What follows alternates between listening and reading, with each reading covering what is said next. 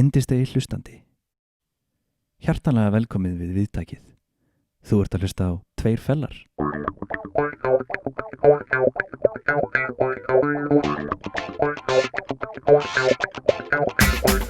Góðan og blessaðan daginn og verið velkomin í nýjan þátt hjá hlaðvarpinu Tveir fellar. Í dag erum við gest, það er hann Hafþór Agnar Unnarsson. Velkomin. Takk. Takk fyrir að fá mig. Já, takk hella. Ég glemdi að láta vita að Einar er hérna með mér. Hann er þáttastjórnandi með mér, Einar Ingi Ingvarsson. Og við erum sem sagt með þetta podcast. Og viltu ekki bara byrja að segja okkur svona aðeins bara frá þér? Hvað gerir þú? Ég er leiklistakennari en sem, í augnablikinu í Vallaskóla. Ég er lærður leikari, ég er bifreiðvirki, ég er allar handa smiður, búin að gera ýmislegt í lífinu. Já, viltu veit hvað meira?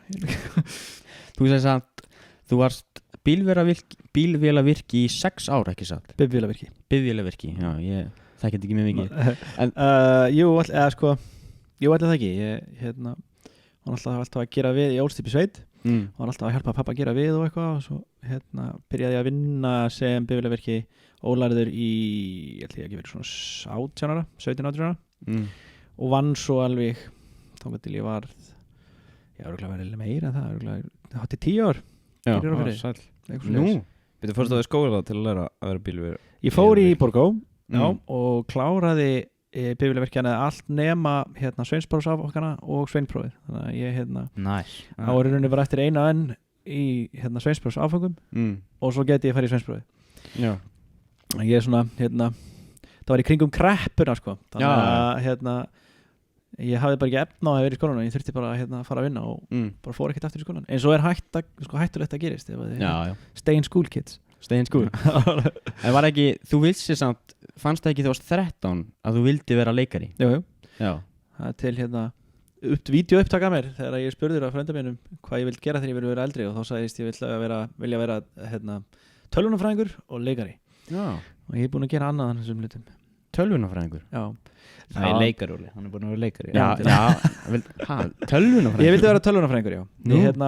Ég var obsessed við tölvur og binary og kóda og svoleiðis. Ég var hakkar í skólanum hjá mér, ég var alltaf að hakka skólatölunar í grunnskóla. What? Já, ok. Þannig, en þú ákvast að verða bifvélavirki? Já. Var það ekki út af, hvað segir maður, stöðuleika í starfi? Í rauninni, jú. Já. Á þeim tíma var þegar ég sagði fólki að ég ætlaði að vera leikari þá hlóða bara svona í andlitið á mér. Já. Og eina fólki sem stóði baki á mér var voru fóreldrar mínir en þeir voru bóndar, þannig ég var bara hvort ég hlusta á bónda eða kennara. Þannig að ég fór bara í það, já, og var bifvélavirki sem var mjög skemmtilegt til að byrja með en það var svona meira hobby sko, þannig að maður fekk leið að ég að vinna við það mjög fljótt sko. Þannig að þú ólst upp í sveit? Já. Og er sveitabarn? Ég sveitabarn. Hvar þá? Já, á sveitabæði rétt hjá Flúðum. Já. Þannig þú myndi segja að þú væri þá frá Flúðum? Ég vil eitthvað segja alltaf að ég sé frá Flúðum og Eyrarbakka. Því að pabbi minn, hann er frá Flúðum, fæddur uppalinn á sveitabænum sem ég ólst upp á. En mamma er frá Eyrarbakka og stór partur af ættinni minn í föðurætt er líka frá Eyrarbakka.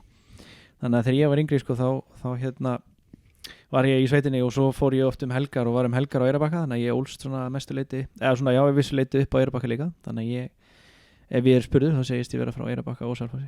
Nei, fyrir ekki, Eyrarbakka Flúðum. Já, ég skil. En það fórst á grunnskóla á Flúðum? Já, fór í Flúðaskóla. Já, Flúðaskóla. Já. Það var ekki bara fínt það? Það var ágætt sko, en fiskurinn það var vondur sko. Fiskurinn? Er það ekki bara alltaf skólum? Nei, mér finnst fiskurinn í Vallaskóla mjög fínt sko. Er kannski bragðlaukandi búin að breytast kannski? Ég er kannski búin að þroskast það líka. Það ekki? Já, ég veit ekki. Já, hann er mjög góð matur í Vallaskóla. Já. Bara shoutout á andra. Já, geggjaður kokkur. En varstu þá frá 1. bekk til 10. bekk í Flúðaskóla? Já. Bara allan tíman, já. Og fór svo, hvað segir þú, fórst í framhaldsskóla? Ég fór í FSU. Fórst í FSU? Já, fór á almenna braut þar í 1,5 ára menn ég var að vinna upp allt sem ég fell í grunnskóla. Sem var allt eiginlega. Okay. Og fór svo á grunddel bílina og fór síðan í Borgó í bænum. Nice. En svo ferði í skóla í London eða ekki? Eftir það? Já, bara eftir sérst bílvélavirkjudótið, ég get ekki satt þér. Bifvélavirki. Já, ég vann sem bifvélavirki á gólfi, sem alveg verið almennur bifvélavirki.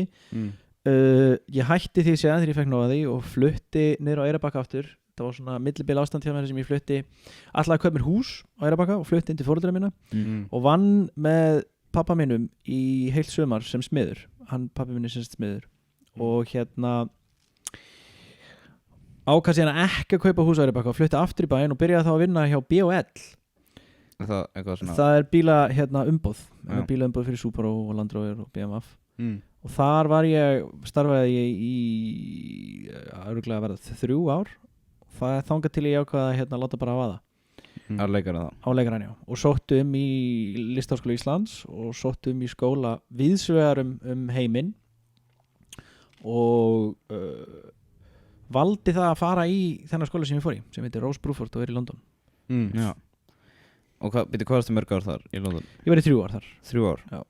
Og hvað, þú átti ekki taka, er það bara leiklist á sem ég kennt? Ekki, Nei, sko, ástæðan fyrir ég valdi þennan skóla var að því að brautin sem ég fór á hét ekki í rauninni acting, heldur hún hét European Theatre Arts sem er í rauninni svona bóklegri leikarabraut, hún er sem sagt þannig að ég útskrifast ekki bara sem leikari heldur, ég útskrifast sem hvað segir maður svona theatre maker leikari og theatre maker, ég veit ekki hvernig maður þýðir það á íslensku. Leikstjóri kannski? Já, af því að í þessum skóla lærði ég að leikstýra líka og lærði svona allt sem við kemur að setja upp leiksýningu, þú veist hvað þú ætti að hugsa með set og það heitir nú er ég búin að gleyma hvað þetta er þetta er svona sjónræn túlkur í rauninni það er svona að þú horfir á sig og þá veistu þú veist litak, samsetningar og lærið þú veist liti og hvað liti þýða og annað og þetta er rauninni þannig að þú ferði í gegnum allt ferli frá því að vera bara nobody yfir í að vera bara koma með fulla sýningu sko. Sem að og það var það sem að dró mig að þessu námi sko. Þetta var jafn langt og leikaranámið þetta kostaði jafn mikið leikaranámið það var talsvert meiri vinna heldur en leikaranámið sann sko, en ég horfði á þetta þannig ég að fara að eyða 20 milljón krónum í nám að fá meira út í því sko, því að koma heim til Íslands sem bara leikari opnaði kannski ekki eins marga dyr fyrir mig og koma sem theatre maker því að það að fara að læra hvernig var þeir þetta orð þetta er leikhússmiður, við ætlum að hafa þannig En varstu þá að vinna með skólanum í London? Ég vann svona til og frá, já ég vann aðeins á bar sem kokkur því að þegar ég var í náminu þá kom ég alltaf heim á sumrin og vann sem kokkur á Hótel Rangá get líka verið kokkur það getur verið allt og þannig að ég vann aðeins inn á pub í London sem kokkur og svo vann ég rosalega mikið bara sem sjálfstætt starfandi theatre maker með svona ýmsum stofnunum úti sem að skólinn hjálpaði mér að fá og það var svona vann mikið með einhverjum börnum og vandræðabönnum og föngum og annað sko. Fólk sem er að koma út úr fangelsi og er að betur bæta sig og koma í svona námskeið til mín þannig að Fannst þér ekki einhvern veginn svona gefandi að kenna þessum hópi? Mjög gefandi sko að og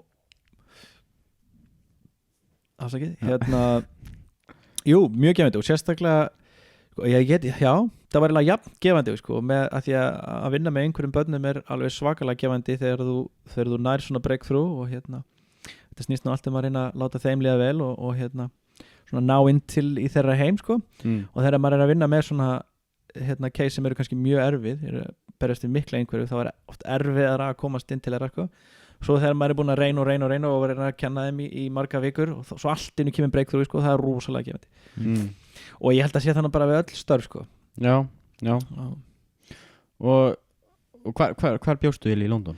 Ég fyrsta árið mitt bjó ég í Sidcup sem er ysta postnúmerið austan megin við London þannig að þetta er seinasta postnúmerið sem telst við að vera í London bjóð þar í 1 ár á svona skólavist og flutti síðan inn með bara vinum mínum úr skólanum eitt postnúmer nær sem heitir New Eltham bjóð þar í 2 ár mínus að því að ég flutti líka til Íslands í 6 mánuði held ég að verið ég fór í starfsnám, það er partur af sem sagt, þessari gráði er það að þú ferð út og sendir til einhvers lands og vinnur með leikhúsi eða leikhóp í ókunnu landi og ég valdi það að fara til Íslands Af hverju?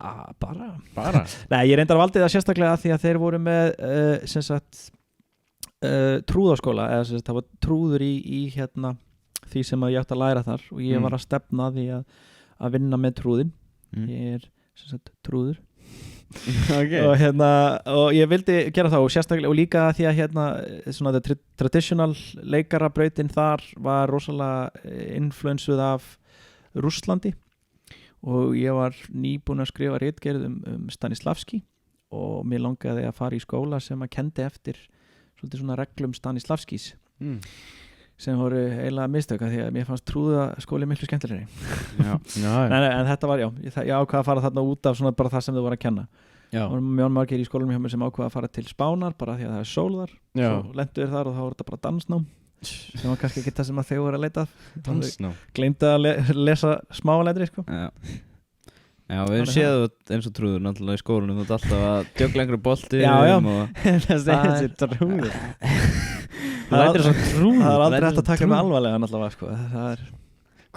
Getur þú ekki getur ekki svona skamma eitthvað ef þú myndir þurfa það jú. bara svona trúðarlega eða nei sko trúðarlega hvað hann fangin bara breytast í eitt eða hvað já taka bara nei nú hættir þú nei jú það er alveg ég get alveg líka sko ég var náttúrulega hérna þegar ég var að vinna í PBL þá þurfti ég að vera mjög alvarlegur hvað sé að vinna þegar ég var að vinna í PBL þá þurfti ég að vera mjög alvarlegur oft sko einmitt fólk að koma með bíla í viðgerðir og svo fara reitt og eitthvað og svo komið lögfræðingar og maður þurfti nei en akkur valdur London akkur ekki að því að í London var þessi skóli Rossbruford og hann var einu skóli sem bauð upp á þetta nám sko bara út af skólanum já og ég valdi í rauninni þennan skóla bara út af náminu sem ég var í boðið þar sko og þetta nám er búið að stakka mjög mikið og það eru fleiri skólafarnir að bjóða upp á sambarilegt nám núna ekki á Íslandi samt ekki á Íslandi jú það er komin einhver ég held að það sé komin einhver ný braut inn í LHÍ en hvort að CTB annáms er ég ekki klára og nú bara já veit ég það bara ekki nei. Þetta var alveg dýrt nám eða ekki? Mjög dýrt nám og hvernig fórstu að því að borga það? Var það ekki já ég ætla að selja sálu mína hann rætti fólk nei ég vann bara eins og vitleysingur áður ég sem sagt ég held að það hafi verið ári áður en þegar ég fekk inngöngu í skólan þá voru cirka bát svona 10 mánuðir í að skólinn myndi byrja þá sagði ég upp vinnunum minn í BL og fór að vinna þetta var skemmtilegt hljóð og fór að vinna á Hótel Rangá sem kokkur af því að launin voru betrar launin voru svipuð en ég fekk miklu fleiri tíma ég gæti unni miklu fleiri tíma þannig að ég vann eins og vitleysingur þessa 10 mánuði áður en að ég fór út í skólan og svo alltaf á sömurinn þá kom ég tilbaka og vann eiginlega bara hvern einasta dag það fyrst ekkert sumfrí ekkert sumfrí, það er bara harkan 6 og svo náttúrulega fekk ég hluta af þessu líka í gegnum Lín nei, lánstofnun íslenskra námsfélagar lánasjóður íslenskra námsfélagar og já, þannig að þetta var í heildina þetta var í heildina 20 eitthvað miljónir sem að námið kostaði mig ef ég man rétt, ég er búin að gleyma því núna þessu láni að því að ég þarf ekki að byrja að borga því fyrir eftir ár, þannig að ég er svona að lifa hamingju saman þannig að það gerir já, það fela peningi bara undir sofa já, þetta er allt inn í sofa heima sko. já en hvað gerir bara svona daglega svona, hvað er áhuga bara svona að gera daglega ég náttúrulega er að kenna já og svo, við skulum bara lýsa deginu mínum ég vakna yfirleitt alltaf klukkan annarkvart 6 eða 7 fyrir eftir hvert ég fara út að labba með hundin og ég byrja á því að fyrir sturtu ef ég er að fara út að labba með hundin þá fer ég út að labba með hann og svo fer ég í sturtu ég vakna ekkert fyrir en ég er búin að fyrir sturtu þannig að þú veist, ef ég fer út að labba með hundin í 40 mínútur eitthvað og kem sér inn og fyrir sturtu þá líður mér eins og það hef ekki gerst þannig að ég er ekki þreyttur svo fæ ég morgunmat og kaffi og svo fer ég í skóla og kenni og svo kem ég heim og ég núna nýverið er ég búin að vera að skrifa nýtt námskeið ég og kærasta mín sem útskrifast úr sama skóla við erum sem sagt með í kynntistinni í skólanum love story já eiginlega, þetta var samt mér fyndið því að við fórum búin að þekkjast í 2 ára og við fórum að vera skotin í hverju akkur var það í skólanum bara tilvílun Nei, Af sko, hverju var það í skólanum? við kynntumst í skólanum Já, sorry, ok og við vorum í skólanum saman í 2 ár Já, og vorum bara ok, vinir ég og skil. svo fór ekkert að gerast Ég held að meintir að kynst þín áður nú fórst í skólan Já, Það væri algjör til það hefur verið mjög mikið til Já, Ég var líka bara afhverju fólk þetta spyrði Nei, það fór eftir í hvenær þið byrjuði saman í skólanum En já, það er, já Og hvað gerum við næst þegar Já, og við erum núna búin að vera að skrifa nýtt námskeið við erum að kenna Interpersonal Relations and Voice svona námskeið við erum búin að vera að selja það svolítið til fyrirtækja sem að svona tourist attraction fyrirtækja sem að eru ekki mikið að businessa núna sko Nei en förum þá oft til fyrirtækja sem eru með sem sagt, fólk sem tala bæði íslensku og ensku námskeið á ensku en við getum fært það yfir íslensku ef það starf, ef ekki þurfti að syngja til þá erum við að kenna svona rattbeitingu og líkamstjáningu og bara hvernig þú interaktar við fólk á svona professional level þannig að nú erum við búin að vera að skrifa það svo erum við búin að vera að skrifa leikrit ég með trúðasýningu sem að ég ætlaði að fara að túra með í sumar en það verður nú lítið úr því þetta sumarið þannig að ég er svona eyðivilligt deginu mínum þegar ég er ekki í vinnunni að annarkvort að skrifa eða þá að búa til bara leikhús gera svo svona annars lagi þá hendist mér í tölvuleiki og eitthvað alltaf gammal tölvunörd sko Tölvuleikir eru skemmtileg Það er annað fólk en ég sem spila það sko. Já, það er fínir En þú varst tölvunörd Ég var tölvunörd Ég hef ekki gískað það Svakalegu tölvunörd sko Yfirleitt þegar fólk spyrir mig svona skemmtilegt fakt sjálfa mig þá er ég með þegar að Wrath of the Lich King expansionið var úti í World of Warcraft þá var ég best gíraði enhancement shaman í Evrópu og annar best gíraði enhancement shaman í öllum heiminum Nice Þetta er yfirleitt alltaf viðbröðin sem ég fæ líka tilbaka Já, nice Ég veit ekkert hvað það er Nei, það er kannski einhverjir hlustendur sem að vera bara ég skildi það svona Já, Draganei shaman sem heit Plebbi Júsnið með Plebbi Já, þetta er svona avatar og karakterinn minn, hann heit Plebbi var alveg bara þekktur sko. Nice Það er svona með fanpage Tala um þetta allan heim bara Plebbi Já, þeir vissi hverju það samt, ég var mjög bitur sko því að ég sem var í öðru sæti og gæinn sem var í fyrsta sæti í öllum heiminum við vorum í rauninni með sama skor en nafnið mitt byrjaði á P og nafnið hans byrjaði á A þess vegna var hann fyrir ofan þannig að ég var eiginlega ógeðslega reiður á tímabili sko Já Þetta voru góð tíma sko En hvað var þetta? World of Warcraft? World of Warcraft, já Var það svona einu leikurinn sem varst í Það var einu leikurinn sem ég spilaði áður fyrr sko Endalaust Hvað tölvu varstu það? Bara PC PC, já, ok Veistu náttúrulega ekki hvað leikur þetta er Ég veit ekkert hvað Nei, ég veist kannski á náttúrulega Atari eða eitthvað Hvað heldur þú að ég sé gamall maður?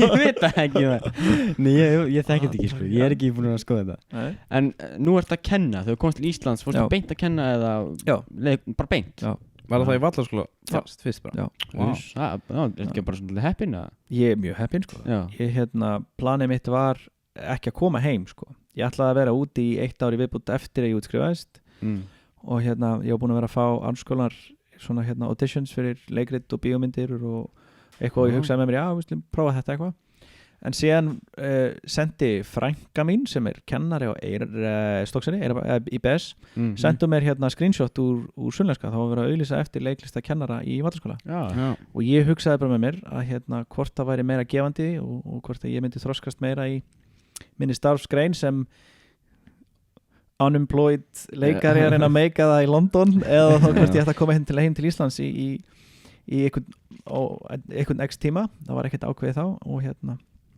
og kenna börnum að fíplast og ég valdi það því að ég sóttur það og ég bjóst aldrei við að fá starfið ég er eitt gengi alltaf í svoleiðis ef ég er að sækja mig eitthvað ég bara býst við að fá það ekki en svo bara fekk ég tilbúið að fást þetta starf og alveg bara hljóp á það leið og það gafst og sé ekki eftir því Nei Þannig að þetta er bara bara mjög fít kennari myndi ég segja Já, þakka fyrir það Já, nú máttu líka segja ef þið finnst það ekki að því að núna er ég ekki að kenna það lengur Já þá getur bara, nú getur the worms out of the can Ef myndir þurfa að velja að skemmtilegast að kenna, hvað verður það? Það skemmtilegast við að kenna Já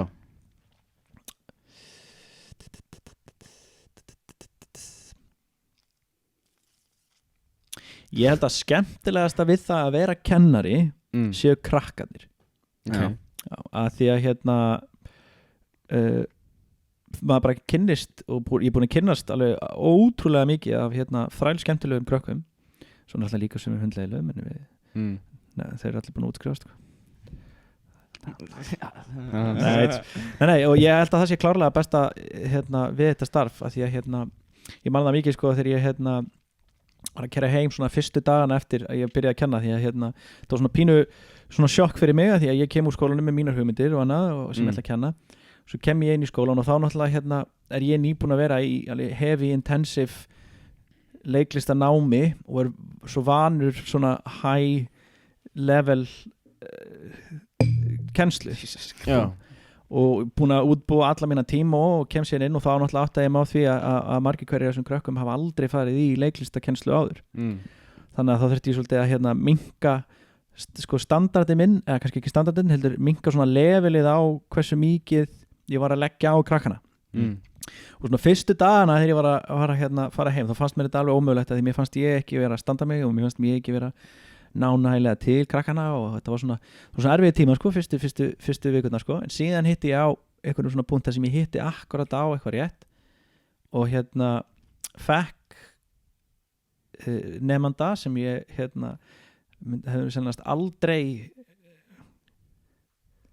opna sig á þann hátt sem hann gerði bara hefði bara aldrei gert það ef það ekki verið akkurat fyrir þetta moment í þessum tíma þá var það akkurat svona eitthvað svona þetta er ástæðan fyrir því að mér finnst gaman að vera kennar það er svona gefandi momentin wow, man, long story short það eru gefandi momentin sem að mér finnst skemmtilegast að vera okay. Hvað er svona mest krefjandi? Já. Það er að halda kúlinu sko. Já, ok, hefur ekkert bara alveg Já, nei, sko já, þannig kúlinu, ok, já ég var að meina sko, því að það er mjög mikilvægt sem kennari að vera hvetjandi og þegar maður er að leggur kannski fram eitthvað verkefni og svo skilar eitthvað nefandi inn eða gerir verkefni og skilar í tíminn og sýnir mér það og hann er svo langt frá því að vera on point um það sem ég baði og maður hugsa svona lasan verkefni og lýsinguna en maður það satt og þetta er svona moment þar sem maður þarf bara að halda kúlunum bara eitthvað, já, ok, flott vel gert samt ekki alveg það sem ég var að biðja sko, og þetta er svona að halda kúlunu að því að sjálfsögur hlutinni sem að krakkarnir gera þeir allir flottir sko. Og það er svona mestu megnis en maður getur aldrei sagt eitthvað bara þetta er drasl sko. að því að þetta er náttúrulega krakkar og þeir eru að læra þannig að þetta er svona að koma út úr þessu attitúti út í London þar sem að ég var að skilja verkefnum og ég fekk bara eitthvað you're a failure, it's a piece of shit like what is this með eitt sérstakann kennara sem var spænskur og hann var bara svona no bullshit gaur sko, ef þú gerðir eitthvað og það var eitthvað vitlega sko, þá bara kallaði hann allar svona til saman eitthvað, nú ætla allar að horfa á Hafþór hann er fáiði þannig að þetta var svona að komast niður á jörðina þess aftur og átti sig að meira að kenna krökkum og er svona meira leiðbinaði mér rétt átt frekar en að segja bara, og það er líka mikilvægt við leiklist sko, því það er ekki bara ein átt sko, það er engin ein rétt átt það er þín átt, þín aðferð svona alltaf með hugsa núna, er ég að segja mikið?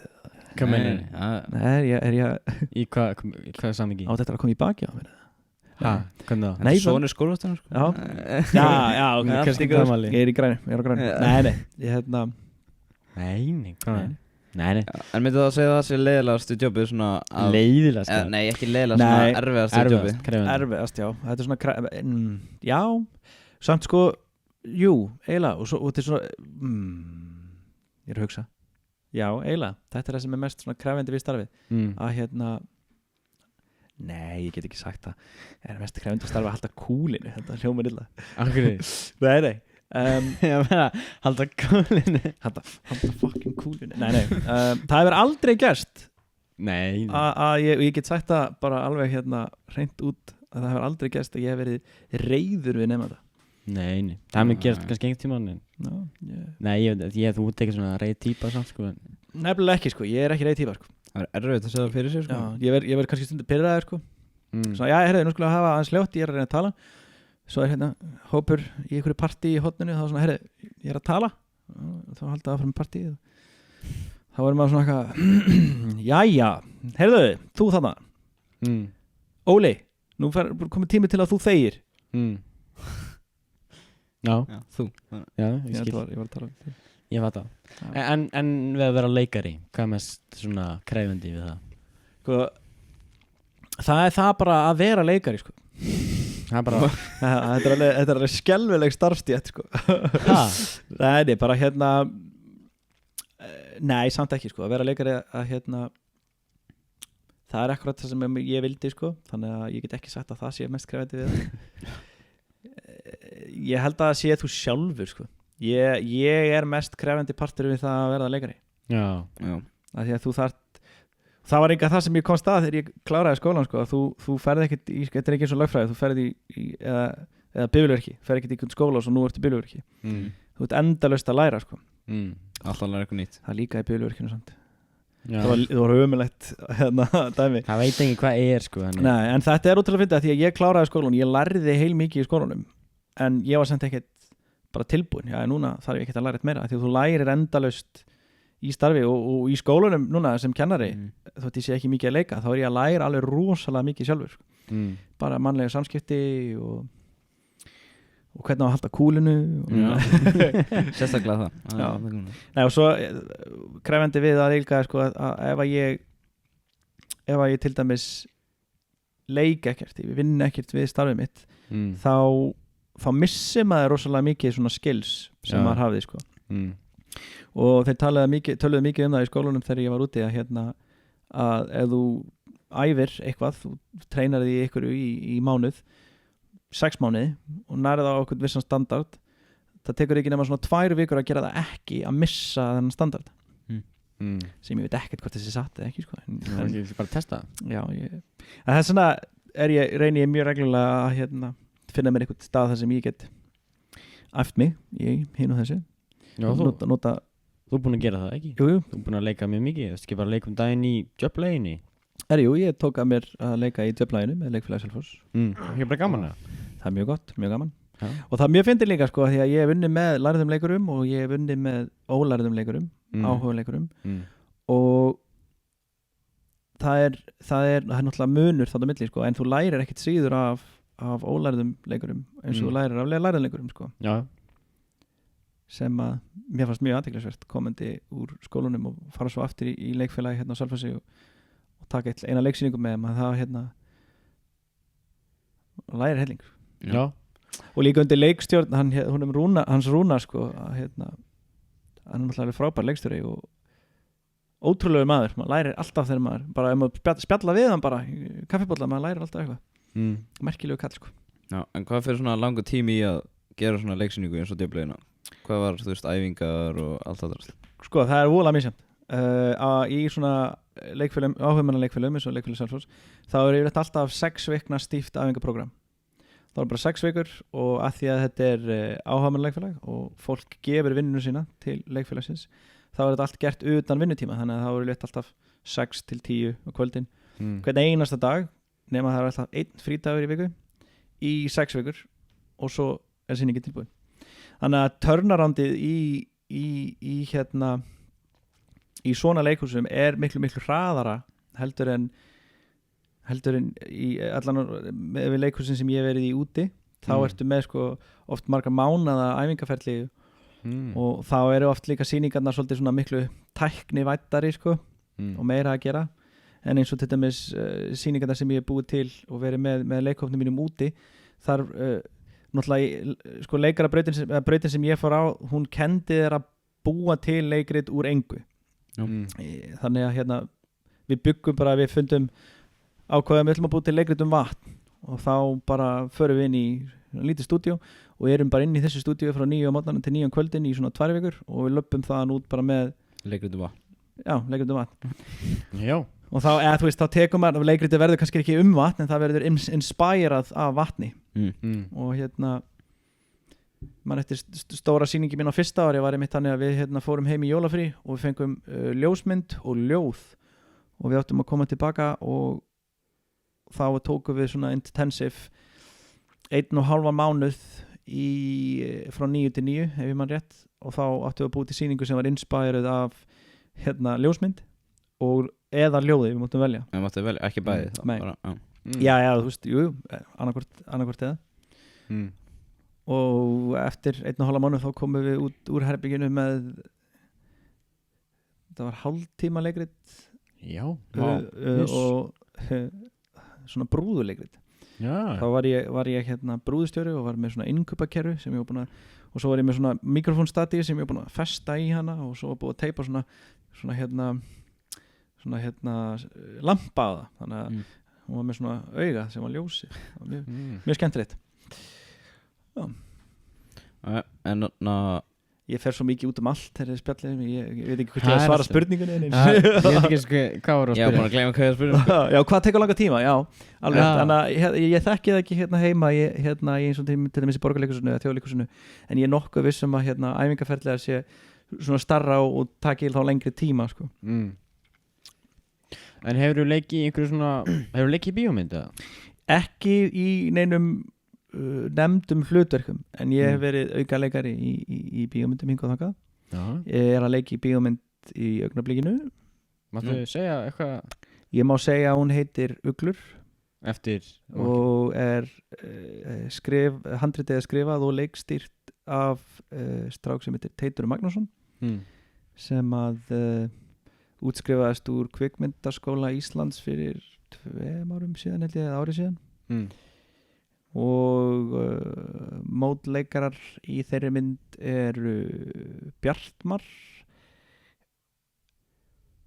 ég man ekki hvað hann heitir verið það, Bjartmar sem hann útskrifaðist úr kvikmyndaskólanum líka á sama tíma og heitur og Rakel Ír hérna frá Selfossi sem útskrifaðist úr listaháskólanum hérna heima allavega í leikarabreytin hérna heima á sama tíma og ég útskrifaðist auðvitað sinna 2 ári síðan Þannig að þetta er ekki stórt hlutverk bara svona auka Nei, það eru 3 hlutverk í myndinni og ég er eitt af nefndum hlutverkum í myndinni Nice en ég er svona í minna hlutverki heldur en þau Er þetta bíómynd bara svona hvað heitir það er þetta svona professional production eða já, var það sýnt í bíómynd? Þannig við munum geta að fara á henni í bíó Já, Við erum á loka sprettunum í pre-production myndin verður tekin upp fyrstu viku næsta mánaðar Já, sérst í þessu COVID-19 eða þú veist, er það í lagi alveg? Já, það er náttúrulega bara 3 leikarar og leikstjóri og við bara pössum að halda það er takkja metrareglan en það verða örugglega ekki meira en kannski svona 15-20 manns á setti það Gaman Myndirðu segja að þetta væri stærsta svona verkefni sem þú hefur tekið þátt í? Hérna heima, já Heima? Er ekki eitthvað stærra úti? Já, ég náttúrulega fór með leikhópnum mínum á Edinburgh Fringe sem að ég tel vera svolítið stærra í leikhús heiminum úti fórum með leikrit sem við byggum til sem heitir Limbo það var einmitt líka búið til svona inn í herbyggi á 1,5 mánuði cirka og við fórum, já, og við vorum sérst valin til að fara á hátíð þess leiklistahátíð sem heitir Edinburgh Fringe sem er í Edinburgh og þar eru bara margra milljónir manna sem koma saman og það eru sett upp svona leikhús og svið hér og þar og alveg örugglega sko marga milljónir manna sem að fara þarna hverju ári og sjá svona fringe theater sem er svona það sem við myndum kalla heima svona, hvað segir maður, hipster leikhús í rauninni. Já, hvað svona er svo leika upp í lottu sem er svo sett upp á staðinu með? Nei, þetta er svona leikrit þar sem eru ekki, þú veist, frægir rithöfundar á bakvið leikritinn og alveg bara stjörnu kast og eitthvað svona, þótt það sé að sjálfsögðu svoleiðis leikrit líka. Þetta er svona þetta er svona hinn hliðin af leikhúsunum, því að það er til svo ótrúlega mikið af já, bara ef þú hugsar þú veist, leikrit og leikhús, þá hugsar náttúrulega bara Þjóðleikhúsið og ferð að horfa á Matthildi, skilurðu, eða það er í Borgarleikhúsinu, en eða eitthvað svoleiðis, en síðan er líka til hliðinni sem heima þú fyrir í Tjarnarbíó og horfir það á leikrit sem er á ensku og fjallar um hvernig Pólverjar hvernig þeim líður á Íslandi og fjalla því ég segi þetta bara því ég fór á sýningu hérna bara fyrir ekki svona eitthvað síðan sem fjallaði með þetta pólska stelpu sem að kemur til Íslands eftir og henni var nauðgað og hérna hún gat ekki kært í heimalandinu sínu og kemur svo til Íslands og pröfar það að vera útlendingur á Íslandi og svona þessi fordómar og annað sem að þeir fá í sinn garð og við Íslendingar kannski tökum ekki eftir. Það þetta með sýning sem að hérna mjög lítill hópur af fólki veit á Íslandi. Það bara því að þessi típiska leiklistar ímynd, hún bara borgarleikhúsið og þjóðleikhúsið, en síðan erum við með fullt af litlum leikhúsum hingað og þangað sem að setja upp sýningar með fólki sem engu síðra heldur en fólki sem setur upp sýningar í þjóðleikhúsinu og borgarleikhúsinu sko. Þannig að hérna ég myndi segja að þessi sýning mín út í Edinburgh Fringe, sýning okkar, við vorum stór leikhópur, hafi verið hérna enn sem komið svona stæðsta projektið sem ég hef verið í og komist yfir fyrir mig allavega, minn feril sko. En hvað hétt hópurinn hérna í London? Sko, hópurinn sem að við fórum með sýningun út var búinn til sérstaklega fyrir þessa sýningu og hann hétt Meeting Place Theatre en síðan ég og hann í dag ekki starfandi en út úr þeim hóp spratt annar hópur sem heitir Out of Duck og hann starfandi ennþá úti.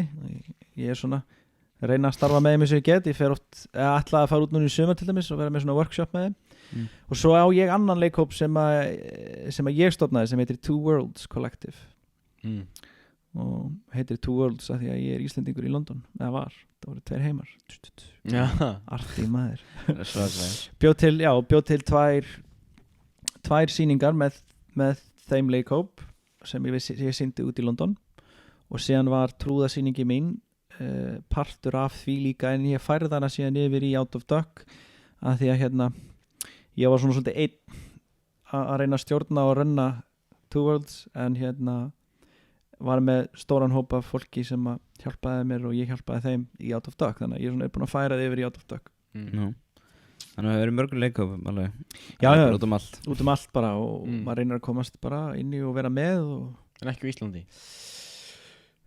Ekki enn sem komið ég náttúrulega þegar ég kem hérna heim þá þurfti ég rosalega mikið að einbenda mér bara af því að kenna og hérna og síðan kom bara COVID þannig að hérna maður lítið búin að vera að leita og horfa í kringu sig þannig maður hefur bara nóg annað að gera sko. Það langt Já. En þú varst að tala að ertu að leikja mynd núna en hefur leikið einhverjum þáttum einhver svona sjónvarpsþáttum? Já ekki sem eitthvað stórt hlutverk sko. Ég hérna ég flexaði mjög mikið sko. Ég var í Game of Thrones sko. Nei, hvað? Ég var bara einhver, þú veist, vörður með eitthvað sverð og eitthvað upp á þingvöllum sko. Það var alveg hérna þetta var ekkert eitthvað huge sko. En hérna, ég fekk vel borga fyrir það samt sko. Sást á myndavél? Já, ég sést mér að segja alveg sko örugglega svona 40 sinum af því að ég var copy-pastaður stóðum svona eitthvað upp á einhverjum svona kletti og eitthvað þá voru ekki nema 6 manns þarna sko svo í þættinum þá voru alveg bara sko fullt af einhverjum gaurum sko þannig að ég var bara ekki ég þarna og þarna og þarna Var þetta sjá andlitið? Nei, ég var með svona hérna hjálm okay. og svona spjót og hérna skjöld og eitthvað Þannig að það nú ekki mjög gaman sko og svo ég búin að vera í hinn á þessu sko ég mani náttúrulega ekki eftir öllu sko Ertu búin að vera í auglýsingum með það? Jú, ég tók einu svona auglýsingu fyrir hafa þetta mér fyndi fyrir hérna framtíðina var ég auglýsingu með þeim og mér fyndi það því að þeir hérna voru þá að auglýsa hérna námslán og svo þegar ég fór út í skólan í London og þá vantaði mig auka námslán og ég sótti námslán hjá og þeir neituðu mér ég fekk bara neitun og ég ekki bara en ég í anskotans auglýsingunni Já, en þeir eru farnir úr námslánum núna, nú eru bara í húsnæðislánum þannig að auglýsingi mín ekki lengur hún var, þetta mér fyndi það því ég fór í hérna kom heim eitt sumar og fór í bíó hérna í hérna Selfossbíó þá bara auglýsingin þar í bíósalnum ég ekki bara þannig ég það var mjög merkilegt var með hérna vini mína úr skólanum komið heimsókn fórum saman á hérna ég held að það hefði verið It hvort það hefði verið It eða eitthvað annað nei það var The Nun það var ekki mjög góð nei ég var ekki góð en við sátum hérna í bíósalnum og ég var hérna ég og litli bróðir minn og ég held að mamma og pappi hafa komið með líka og svo einhverjir sko 7-8 brettar sem sátu með mér og svo byggðum við bara og svolítið kemur upp risa auglýsing í bíósalnum með mér og ég ekki bara, já, ég er sko frægur á Íslandi sko, það vita allir hver ég er og þau bara, what? Já, það er bara að flexa hérna leikritinu og auglýsingum. Já, að gera. En þú ert líka sko, þú er líka verið svona tónlistarmaður líka. Já. Já, finnum eitthvað smaga það að neyndri. Jésús. The Roulettes. The Roulette, já. Já, no, The Roulette. The Roulette, það hérna, jú, það var seinasta bandi sem ég var í. Já, ok. Já. Og ég er búin að vera í mörg, sko, ég byrjaði, ég var náttúrulega rockari þegar ég var í grunnskóla, sko. Ég var með hárnir og rass og gaddólar og Gaddólar. var í hljómsveit sem hét man ekki hvað heita. Það var svona fyrsta hljómsveitin mín. Hétum það, mann ekki hvað heita. Það var úrslega fyndið. Þetta var svona, mjög fyndið djók. Já, þetta var nefnilega skemmtileg hérna saga kringu það, sko, því að við hérna vorum með svona æfingahúsnæði út í sveit, stórt einbýlishús og svo hérna var það oft þannig að við fórum þangað og hérna nota bene þetta þegar ég var 17 ára, sko. Ég er ekki svona viltur í dag, sko. Fórum þangað og heldum svona jam session. Það vorum við bara heila helgi í húsinu og vorum að æfa eitthvað og svo vorum við allir blind fullum kvöldi, sko. Og svo eitt kvöldi þá hérna segir bassalekarinn eitthvað, ég er með geðveikt nafn á hljómsveitinu og segir þetta alveg bara geðveika nafn og voru allir geðveikt peppaðir í það. Svo daginn eftir þá myndi enginn hvað það var. Þannig að þá kom ég upp með þá hugmynd að við slum bara skýra hljómsveitina, man ekki hvað heita, svona fyrir út af við myndum við hvað nafni hétt og það var alltaf að fyndið því við tókum 2 þátt í music-tilraurum og hérna hlusta á okkur kynnta á svið, sko, já, næsta hljómsveitin, ég man ekki hvað heita. Og allir það bara sprungladri. Já, þú veist, ég hef búin að ímynda með það, sko, ég var alltaf á baksvið. Tilbúin að koma inn á sviði, en ég alveg hugsaði alltaf, ég ímyndaði það, allir í salinu væri bara Það er allir bara dead silence. Já, ég veit það ekki. Það var alltaf dead silent eftir við kláruðum, sko. En þú varst söngvar eða ekki? Jú. Þú ert söngari. Varst ekki einhver hljómfæri líka? Jú, ég byrjaði sem trommuleikari í hljómsveit sem að hét Antares. Það var þegar ég var í 8. bekk. Spiluðum í Galtalæk í Kúlunni. Það var alveg glad en hérna, já, ég byrjaði sem trommuleikari en síðan áttaði mig á því að ég er allt of athyglisjúkur til að vera einhvers staðar á bakvið. Já, það er fremst. Það er farið fremst bara. Jú, já, ég farði mig sjálfur fremst bara. Ég bara, nei, nú er ég hér. Og þar hófst karrierinn minn sem söngvari sem var nú ekki mikið lengur en það bara. Þannig þú gætir leikið í sönglík. Já. Og bara bíómynd sem söngari og... Já. Og kokkur sem syngur og... Já, kokkur sem syngur og byggir hús og laga bíla. Yes. Þetta er flott. Þetta er bara myndið það bara. Hvað getur ekki gert? Gæi sem getur gett allt. Já, ég myndi ekki treysta mér til að vera hjartaskulanir. Nei. Ég er skjálfhentur. Nú. Bara þetta því, ekki þetta. Nei, ég hugsa það er... Nei, ég vil ekki segja eitthvað svona you get a disrespecta læknana á Íslandi. Nei, það er hérna ekki núna. Ég bara er ekki nóg gáðað til þess að vera læknir, held ég. Já, alltaf leið. Já. Það er flott, sko. En vá. Þannig að manstu hvað það búin að vera í mjög böndum? Var það bara þessi 3 sem varst að nefna? Nei, ég hef verið fullt af hljómsveitum, sko. Ég það var man ekki allt, sko. En það var hérna tímabil þar sem ég flytti í bæinn og þá var ég alltaf svona, já, fekk alltaf svona, því ég alltaf hætti því að það gengur náttúrulega ekkert að vera tónlistarmaður í Íslandi. Eða ekki fyrir mig því að ég var ekki betri tónlistarmaður en þetta. Þannig að hérna, ég fekk alltaf svona flug á hausinu, já, mér langar að vera í bandi núna. Svo fór maður og hérna, setti inn auglýsingu inn á Bland eða eitthvað, rock.is og hérna komst ég eitthvað band og svo hérna gekk ekkert og þá fyrir maður leið og þá hætti maður. Svo kannski byrja aftur og eitthvað það er svona endalaust hark, sko. Þannig að hérna ég hef verið í alveg fullt af böndum, sko. Öll svona no name bönd, sko. Nema náttúrulega man ekki hvað heita, sko. Það er bara stærsta. Mér finnst það svo skemmtilegt nafn, sko. Ég syns að þessi að vera eina bandi sem ég mun aldrei gleyma, sko. Nei. Já. En hvernig var gaman í Minute to Win It? Wow. Við fyndum allt, sko. Herðu, Minute to Win It var mjög fínt, sko. Og hérna ég var reynda bara fúll, sko, því ég datt út af einhverju fucking eplaþraut, sko. Sem bara ekki hægt, ég ætla alla leiðina, sko. Það er út af að finna því að þú farið svona lista af þrautum sem þú gætir lent í. Þannig að þú getur æft þig. og ég var búin að æfa allar fucking þrautinnar í alveg sko þraula, að halda 4 blöðrum uppi á sama tíma í 1 mínúti, það er ekkert grín sko, en ég náði að þjálfa mig í því, þannig ég gat bara gert það. Það bara heima Já, og svo er þessi eina þraut sem ég gat ekki gert það, því að skiptir svo miklu máli hvernig efnin eru í laginu, og þá átti maður að stapla upp sko, 5 eplum ofan á hvort annað, og þau þurftu að haldast á 1 mínútu, og þú máttir ekki gera neitt við eplin sko. Þannig að þegar hann kynnti þess að þrautin, þá var ég bara djöfisins fucking fíblið Ingo Veðugu sko, hann var hann var kynnerinn, en jú, það var mjög fínt sko, og það var þetta mjög fyndið að því ég fekk boð í annan sjóastátt eftir minni túrin, því ég var eitthvað ég var svo hress og svo fyndið þeir áður en ég fór að segja sko, þá var bara þú verður að segja mér ekstra hress og alltaf að baka myndavélina, svo feikað sko, þú verður bara og ef þú vinnur þraut, ertu bara gett peppaður og ógeðslega sáttur mig sjálfa eða eitthvað, og ég eitthvað bara ok svo fer ég á sviðið og byrja eitthvað og Ingo við eitthvað allir svona wind up eitthvað og svo öskra eitthvað og svo eftir einu þrautina þá kemur eitthvað svona maður upp og svo ertu aðeins minna pepp ég var að sprengja alltaf græðarna sko, en ég var alveg hress í þessu sko, þá fekk ég inn í annað þátt sem að Pétur Jóhann var með sem að var svo mikið success að það veit allir hver hann er. Hvað er það? Spilakvöld? Já. Var það? Já, það var spilakvöld, ég mætti í spilakvöld og ég ég gef eitthvað góður í actionari sko, eða svona pictionary og en ég man ekki nöfn, bara fyrir mitt litla líf, það man ég nöfn, ég veit ekki alveg af hverju ég játaði að fara í hennar þátt, að því að sko lokaþrautin, ef þú kláraðir þátt, það voru 2 lið sem kepptu og þú vannst, þá var lokaþrautin þannig að þau áttu að lýsa fyrir því einhverju frægri mannesku og þú ættir að segja hvað hann hét og ég náttúrulega, ég tapaði fyrsta helmingin sko, þannig ég fór ekki í það, en svo sat ég í áriðahóðnum og voru að horfa á þetta og ég bara eins fucking gott maður, ég hef gert mig að algjöru fíbli sko. Það var eitthvað, Gaurinn fræguleikari og þú veist, þetta er það sem Flórida er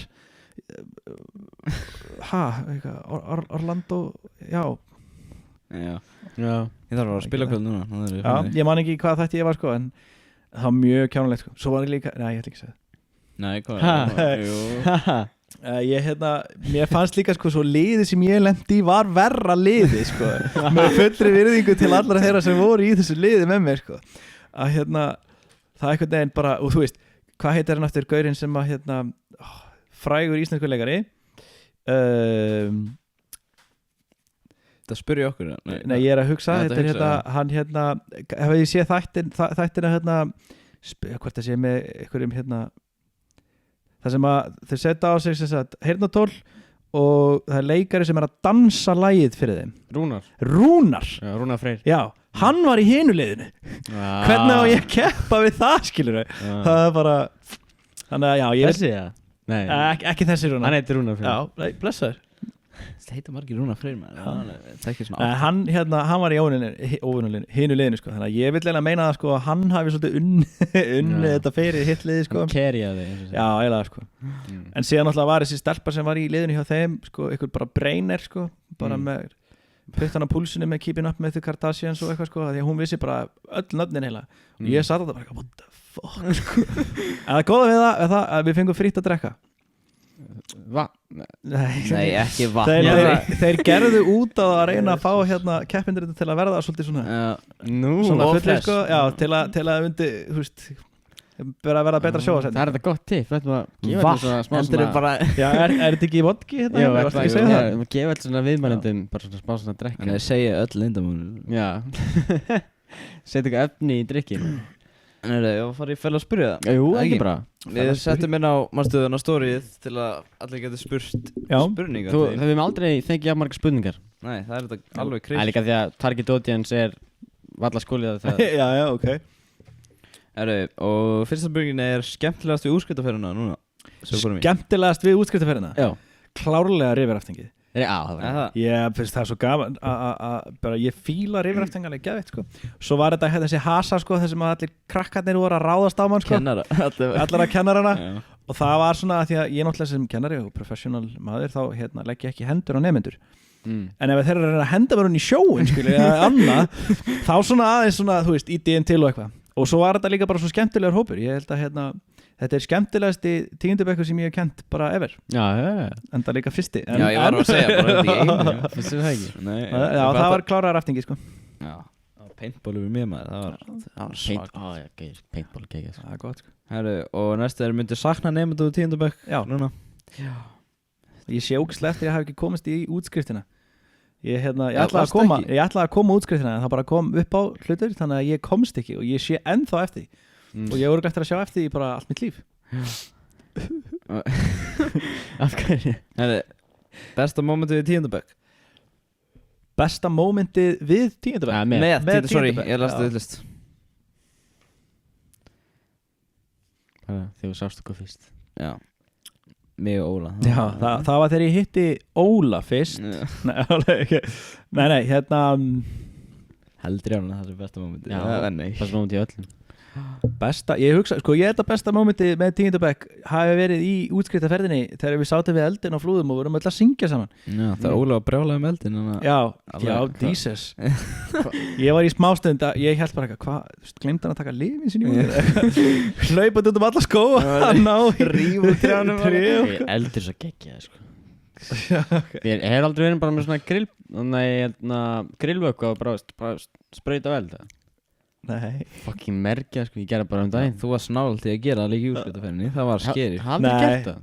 ég segi nei en auðvitað hef ég gert það þegar ég var yngri Já, grínast Herru, og hver er uppáhaldsnefandi í úrskriftanum hver er uppáhaldsnefandinn af úrskriftanum núna í ár? Úf, pass Pass? Já, ég vissi þetta Segðu bara við sko Nei. Ég vil meina það að allir útskriftanemendur í 10. bekk séu bestir og skemmtilegastir á sinn hátt af því þeir eru öll svo ólík sko. Og fyrir mig að standa hérna fyrir framan 70 okkar nemendur og geta valið bara eitthvað þú, ég bara geta það ekki Náði vodkan Herru, hefur æft íþrótt? Já, Hvað? körfubolta Körfubolta? Já, og já, ætt ég æfði körfubolta sko þegar ég var í grunnskóla og hérna hlaup, ég var langhlaupari Já og ég æfði líka frjálsíþróttir, ég var ágættur í hástökki og svo nú í dag æfi ég, eða sko æfi og ekki æfi sko, því að ég er mikið á snjóbretti og kickfara á snjóbretti áhugamál Já, þessum áhugamál þannig að ég ekki æft og svo náttúrulega hérna motocross og svo leiðis Já en ekki svona þú veist það fyrir eftir náttúrulega hvað þú segir sem æfa Já. Já, myndi segja þetta sem er hobby svona Já. betur en að æfa Já, herru og svo er spurning frá Arnari Kristins Já, sem var með þér í difleginni já Hvernig varst það svona sexy? Hvernig? Og love you Já, sko, ég vil þakka mamma og pappa alveg fyrir það 100% þau gerðu þetta rétt sko Nei, borguð fyrir lítið ekki Já, bara þegar ég fættist bara eitthvað og þetta verður ljótt barn veistu bara hérna að fixa þetta Fix it. Já. Er kóki dós betri kóki plasti? Já, hver spurði þessa spurningu? Ég veit Eitthvað vinið Ég man það ekki sko. Ég er ekki með sífuminn Kókidós er miklu betri kóki plasti og ástæðan fyrir þessu spurningu er að því að það var upphafssetningin í laginu Mér finnst það með hljómsveitinni, man ekki hvað er heita Það var trúlega með þér sko Já. Þetta er eitthvað vinið sko Svo kemur þetta næsta spurning Skemmtilega hljómsveit sem við verið í Líka frá honum Já Skemmtilegasta hljómsveit sem ég verið, ég held að það hljóta að vera man ekki hvað er heita Já bara á þessu tíma það var allt einhvern veginn svo frábært og þá var maður ekki bara átt að segja á því hvað lífið er ömulegt Nei, ég var man ekki hvað er heita byrjaði þegar ég var á fyrsta ári í fjölbraut 16 ára gammal, það var árið ég fekk bílpróf þá var Ingo trommari komið með bílpróf og hann var alltaf að keyra okkur Svo bara næsta ár hafa 8 ári á því Nice Já, basically sko Vel En ætlar alltaf áfram að vinna í vallaskóla? Já. Ok Þú ekki búin að plana að koma mörg ár eða? Sko, ég er ekki með kennslu réttindi þannig að ég er bara leiðbeinandi þannig að ég get bara sagt 1 ár í einu þannig að ég verði í 1 ár viðbútt Ok Langaði ekki að fara svona að vinna hjá leikhúsnum stóru og þeim? Jú það er svona, eins og maður segir maður tekur bara það sem maður er gefst sko. Já Nei, ástæðan fyrir því ég ákvað að ég vildi vera áfram í vallaskóla er bara einfallega því að hérna bara mér finnst það skemmtilegt og á meðan mér finnst það skemmtilegt þá er ég ekkert að drífa mig neitt annað sko. Já Og af hverju rakaðu yfirvaraskeggið ætlar að láta að vaksa aftur?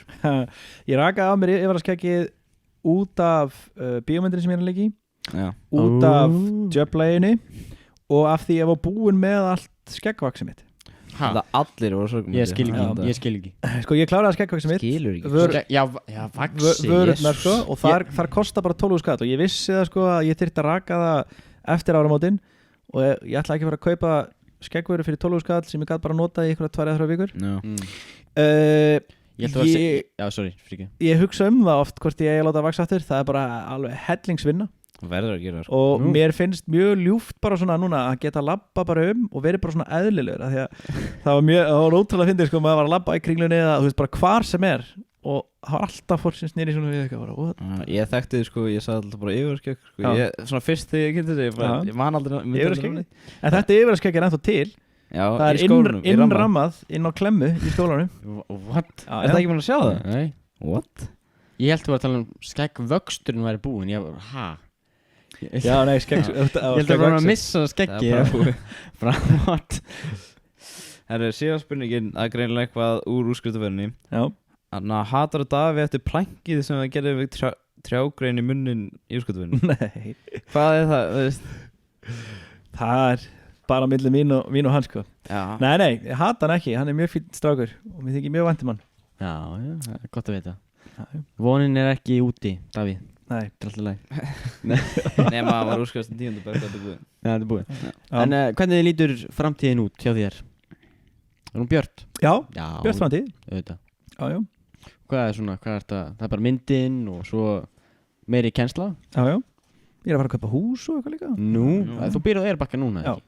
Já Og það er að kaupa hús hvar? Selfossi Já Þetta Selfossi maður Ég Kaupir ekki hús á Eyrarbakka Er við þetta að dissa bæinn Herðu, takk fyrir Nei, þetta Nei, ég hugsaði að kaupa hús á Eyrarbakka en þau en að því að ég er ekki alveg full ákveðin að vera bara á Íslandi að ég er náttúrulega kærasta mínu bresk Nú Þau kynntu til skólanum ári Já, kannski á hún íslensk En þannig að við erum búin að ákveða það að við ætlum að eiga hús á báðum stöðum á Íslandi og í Breitlandi en við gerum það ekki á sama tíma þannig að við byrjum, að því við erum hérna núna þá byrjum við að kaupa hús á Íslandi og svo sjáum við til, kaupum við kannski hús eða íbúð eða eitthvað í Breitlandi Já, London er geggjuborg En hvað er hún eiginlega bara alltaf hér? Hún er búin að vera að vinna eins með Reykjavík International Ensemble Reykjavík International Ensemble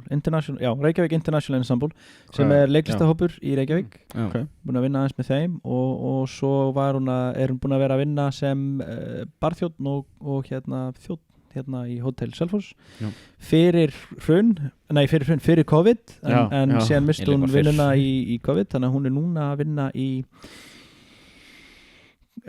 Ölverk í Hvergeri Já, það er fýtt staður Mjög fýtt staður, ég fór einmitt þangað á þriðjudaginn Góða pítsur Mjög góða pítsur Mjög góða bjór Bjór og pítsur Herri, en já, ef ekki bara fjölskyldur þér, er það ekki? Já En fjölskyldur Er fjölskyldur stór?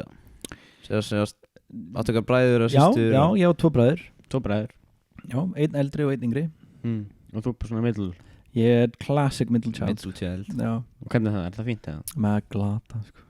Við veitum það ekki sko, hann er yngstur, ég er elstur Já,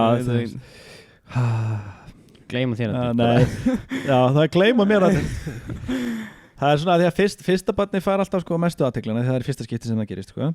Svo er miðjubarni og miðjubarni er sko yngsta barni þang til yngsta barni kemur sko. Þannig að þang til ég var 6 ára þá var ég æðislegur frábær en síðan bara eitthvað, sorry, við erum að sjá að Sindra hérna meira pláss fyrir Já og hann er klárlega degraðasta barnið í hópnum sko. Það er alltaf yngsta barni sko. Það er næs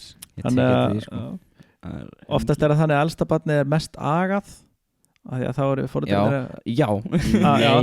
fóreldrarnir að reyna þú veist, já, og þetta er fyrsta barnið við viljum gera þetta rétt og þannig að fyrsta barnið er alltaf best heppnað af því að það er alltaf mest lagt í það sko. Og svo kemur miðjubarnið og þá svona byrja þau en svo kemur þriðja barnið og þá eru þau búin að gleyma öllu sem það ætla að gera með miðjubarnið þau eru bara farin að hugsa miðjubarnið strax sko. Já. En herðu, ertu eitthvað sem að fá þig börn? Hvað er þetta að fá þig? Sko, ég var í Costco daginn og það var tilbúð á börnum 2 í 1, 2 baka Nei, það kaupir sko barn og barnarúm þá farið þau snuttur gefins Nei, jú, er það ekki alltaf eitthvað svona í myndinni? Ég veit það ekki. Já. Það er sumir sem vil ekki Þannig ekkert byrja að plana. Nei. Það er ekkert byrjað að plana neinn börn, nei, en ég var Plana? ekkert að móti því, sko, plana. ef það myndi Já. gerast. Bara þennan dag þá, já. Já, bara, jæja, hætti mín, 50. 18. þá ætlum við að eignast barn. Já. Ok, til í það. Já, já. Svo er örugglega erfiðasta spurningin í podcastinu. Hver er mikilvægasta persóna í lífinu? Hver er mikilvægasta persóna mín í lífinu? Það verður eiginlega að segja kærstana ekki. Sko, Já, mamma. ég á nefnilega svo margar mikilvæga persónur í mínu lífi, sko. Já. Og og ég get ekki sagt að sé ein persóna meira mikilvæg en önnur, sko, því að náttúrulega mamma og pappi, þau eru alveg ótrúlega mikilvæg. Mamma er mín stæðsti stuðningsmaður og pappi er búin að líka minn stæðsti stuðningsmaður og búin að hjálpa mér líka um margt í lífinu og búin að kenna mér mikið sem að gagnast mér í dag. Svo eru bræður mínir, 2, þeir eru mjög mikilvægir í mínu lífi, við erum mjög nánir bræðir, sko, og afi og amma, sagði ég afi og amma, ég er svo vel settur að ég á 2 afa í móðurlið og sem eru báðir ólíkir og þeir eru eins. Þannig að, og svo náttúrulega kærastan og vinirnir þannig að ég er svona umvafinn mikilvægi fólki, sko. Og það kannski veit það ekki, það er mikilvægt, þeir eru öll mikilvæg í mínu lífi. Það gætir ekki vel á milli. Ég gæti ekki vel á milli, sko. Og ef einhver myndi segja, ef ég er settur í herbyggi og allir þessar manneskjóru settir fyrir fram og það er sagt þú verður að velja eina til að deyja eða þið deyjað öll, þá myndi ég bara láta okkur öll deyja því ég gæti ekki bara valið eina mannesku, sko. Já. Nei. Jó. Nei, það lítur að vera einhver ein manneski sem þú getur, já, þú ert svona Ég var, þú, drullar. Já, jú. Það held ég bara allar spurningar sem er búnar, ekki? Já, kannski ertu með okkur á morgun rútínu? Já, reyndar. Morgun útriði? Já. Já, ég vakna og fyrir út Að fá með stundum út með hundina bara að labba og eitthvað. Reyndar. Svo tek ég náttúrulega morgunleik fyrir minna mína. Nei, alveg niður? Já. Hvernig það? Jóga. Ég tek oft hugleiðslu. Ég er svo illa, ég tek mjög oft hugleiðslu að ég fyrir að sofa. Ég er að verða að taka hugleiðslu að ég fyrir að sofa því ég er með svo brjála ADHD, sko. Og svo er ég svo snældu ofvirkur að ef ég reyna að fara að sofa bara, ef ég leggst upp í rúm og leggst og ætla að fara að sofa, svona kortir í seinna þá er ég búin að finna lækningunum við krabbamein. Það er bara hausinn á mér er bara alveg fullur, sko. En á mótana þá tek ég svona teygjur og svona raddæfingar, tekur á röddina að vera leiklistakennari og bara kennari yfir höfuð, sko. Þannig að fer ég gegnum svona morgunæfingar og svo er ég með svona heila stund við morgunverðarborðið því að það er engin annar vaknar í húsinu og hundurinn situr alltaf svona við hliðina á mér og hann er alltaf að sníkja morgumann. Þannig að ég sit svona og hundurinn er með svona hausinn á löppin á mér og horfir alltaf svona upp á mig, alltaf að bíða. Og þetta er svona heilög stund, sko, því að það er engin annar í húsinu, það er ekki hljóð, sko. Þarna borða ég eitthvað og horfa á YouTube myndbönd allt og ekkert og þau fáu skipti sem ég hef mætt of seint í vinnuna er að því ég gleymi mér að horfa á YouTube myndbönd. Ég verð svo invested, ég er að horfa á eitthvað, þú veist, kannski er ég að horfa á eitthvað TED Talk eða eitthvað, skilur og alveg geðveitt invested í það eða ég er alveg geðveikur sökkar fyrir svona conspiracy theories. Já. Og ég sitt þarna við borðið og er að horfa á eitthvað og svo klárast vídeoið og ég er bara fuck, klukkan er 10:08 bara gleymi mér, sko. Já. Þannig að þetta er mjög heilög stund hjá mér á mótnana að horfa á eitthvað með hundin með mér. Hvernig hundur er þetta? Þetta er blanda af íslensku fjárhundi og border collie. Nice. Já, þetta er Hector. Hector? Já. Er það stór hundur? Hann er svona stór. Vennilegur? Svona svipaður á stærð og íslensku fjárhundur og border collie. Það er svipaður á stærð. Já, reyndar. Það er ekki mangi, sko. Hector, hvað er hann gamall? Hann er 4 ára. Já, ok. Já, 4 að vera 5 ára núna í mennskum árum, ég veit ekkert hvað það er í hundaárum. Já, ég held að sinni 7. Jú. Er það sinni 7? Já. 28. Vá, hann er bara komin á aldur við mig. Já. Hann áttur að ná mér fljótlega. Yes. Það er ekki gott.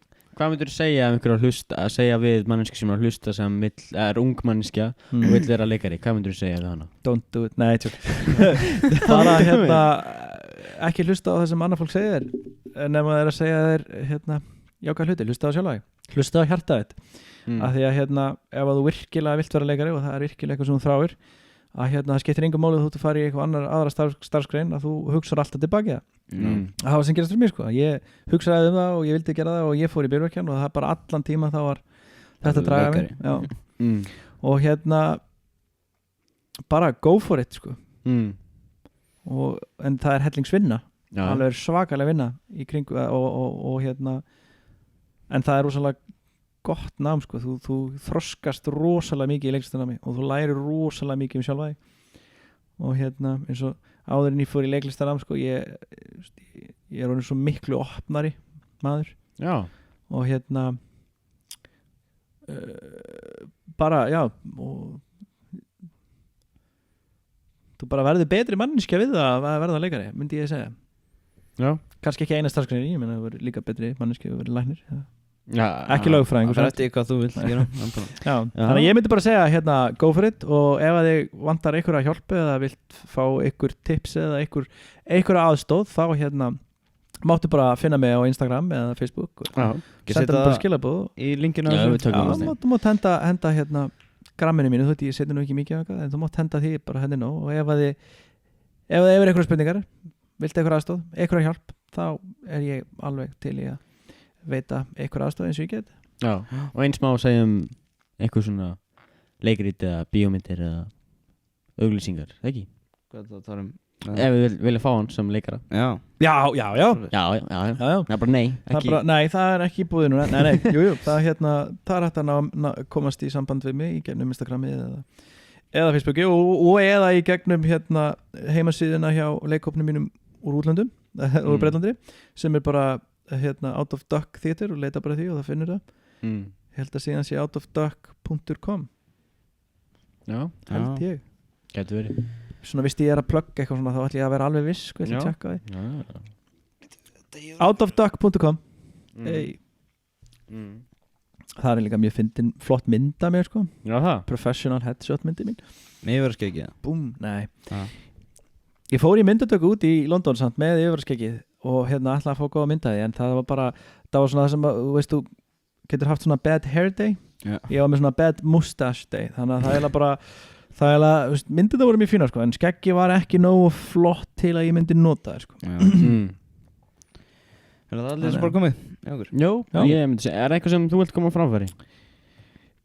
Bara verður þú sjálfur gera það sem þú vilt verður þú sjálfur og þá er það bara að lokum ef þú vilt segja þú ert að hlusta á og hvernig fer það? Er það bara þú ert að hlusta á tveir fellar? Bara freestyle bara sko Freestyle? Við skulum færa mækinn okkar svo sem við ekki anda í mækinn þetta er mjög allir á hljóð Ok Yndislegu hlustendur velkomin við hljóðnemann hvað heitir það? Viðtækin, sorry ég ætla að byrja på nýtt cut, taka 2 Yndislegi hlustandi hjartanlega velkomið við viðtækið. Þú ert að hlusta á tveir fellar. Var þetta glata? Þetta var ekki ekki. Nei. Þetta var mjög flott. Þú ert að hlusta á tveir fellar. Já, ok. Hvað er viðtæki? Viðtæki? Já. Það er svona gamaldags orðið yfir útvarp. Já, þetta er flott. Takk hérlega. Það var í þig. Herru, þá bara takk fyrir að hlusta. Takk hérlega fyrir að hlusta. Takk fyrir að koma. Takk fyrir að fá mig og takk fyrir að taka myndir af mér. Og hafa gott. Takk hérlega. Já, þú varst að benda á myndir hann. Ég held að þú voru að veifa honum. Takk fyrir að hlusta. Já.